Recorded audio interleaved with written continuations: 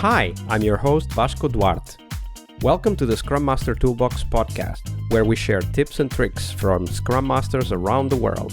Every day, we bring you inspiring answers to important questions that all Scrum Masters face day after day.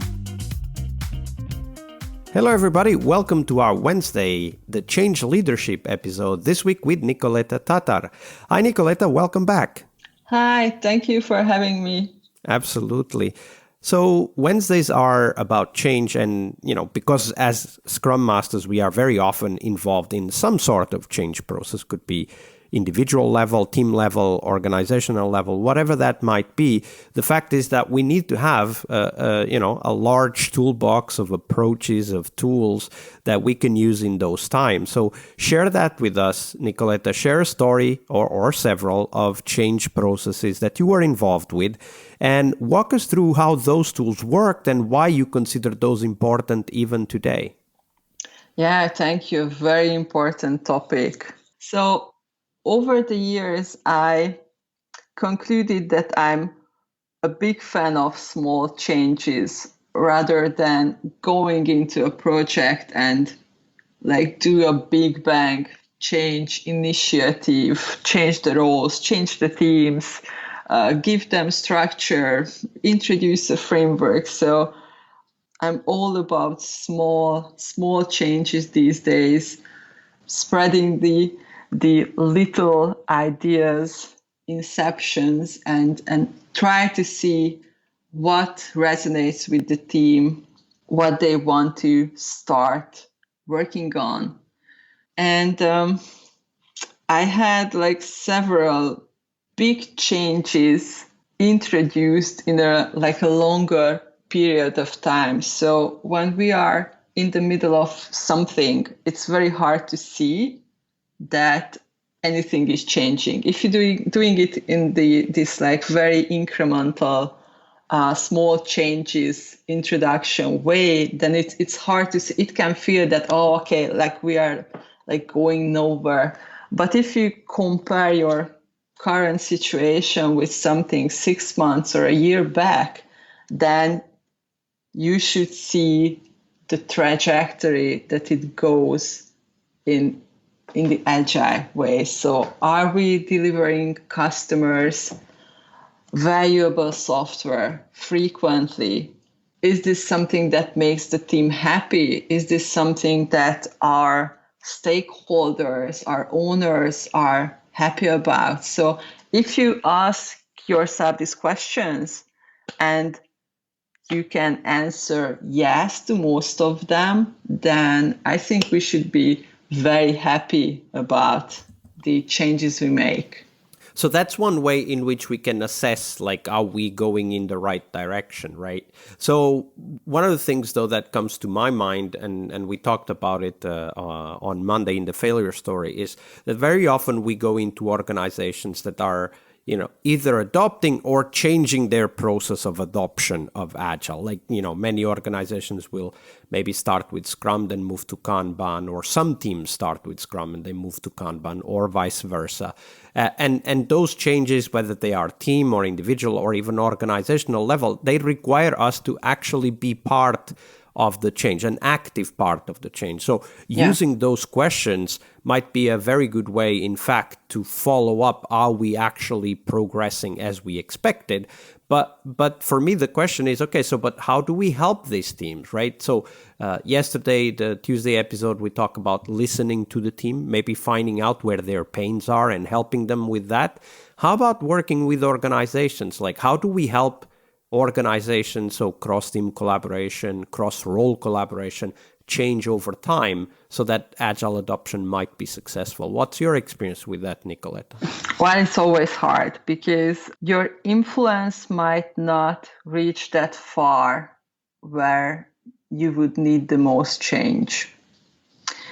But I think lots of communication, trying to teach people why we do the things. So the worst thing is changing things without the people involved understanding the future goal, why we do it. So, and that's how people resist change that they don't buy into, that they don't understand. So hopefully by any change, we want to arrive in a place that's better than where we started, and have like a fixed, like one thing that helped is to have a time frame for it. So, okay, like we are going to try this thing, change one thing, and like assess it 3 months later. And I always tell teams that if the time is past and we decide that it's not working, then we can even go back to our previous ways. So it's not something that you're going to end up in a horrible situation and then you're stuck because you're going to be forced to continue working like that for years, or I don't know, until you retire. When we work with this change processes and we try to communicate the why, there's one thing that I very often face is that perhaps it is because of my own failure, perhaps it is because there are other things going on, but I get the impression that sometimes I just can't communicate the why, right? And, you know, I'm sure many of our listeners struggle with that. And maybe you have some tips to share with us. Like, what do you go to? Like, what are the things you usually use, you rely on to be able to effectively communicate the why of an agile change, or, you know, even might be some other type of change. But what do you look for to kind of inform and give good influence to how you communicate the why? Yeah, I don't have a fail-proof answer to this, because what I find is sometimes it's not the right time, or you're not the right person to communicate it. So it's not that the message is wrong, but people don't have the open like minds and ears to hear it.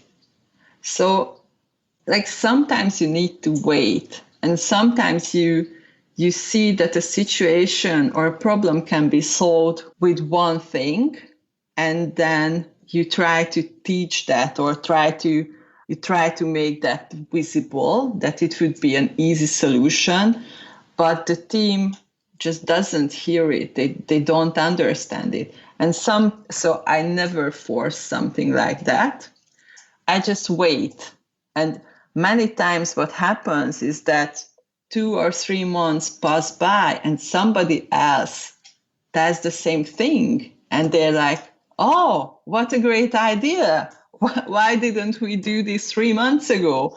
And sometimes that's just an external consultant that comes in to say the same thing you said last week, right? Yes. It happens in a lot of variations. Sometimes it's a team member. Sometimes they read a blog post. Sometimes, so it's not the agile coaching failure in that moment. It's just people didn't have that open mind at that exact moment. And sometimes we need to try and communicate things in different ways, in different times, maybe through different people. I tried that before. So sometimes it's you need to tell the product owner that he should tell like an idea to the team. Yeah, that's actually a good tip, right? We don't need to always be the source of the message. The source of the message can be someone else, even though we might help that someone else phrase or, articulate that message. That's a great tip. Yeah. And I'm even prouder when somebody from the team suggests something. So I'm not at all I'm not someone who, it was my idea 3 months ago. I'm so happy when people suggest something I would have suggested in a situation. So those are my proudest moments when the team members themselves suggest like changing things and improving things. Absolutely. Great story. Thank you for sharing that, Nikoletta. Thank you very much. Leading change is one of the core skills we must acquire, but it is only one of the steps towards our success as Scrum Masters. Tomorrow, on Success Thursday, we will talk about how to define success for the Scrum Master role. We'll cover tips on how to measure your way to that position, and most importantly, how to develop that focus on continuous improvement that is as important for Scrum Masters as it is for teams. See you tomorrow. We really hope you liked our show. And if you did, why not rate this podcast on Stitcher or iTunes? Share this podcast and let other Scrum Masters know about this valuable resource for their work. Remember that sharing is caring.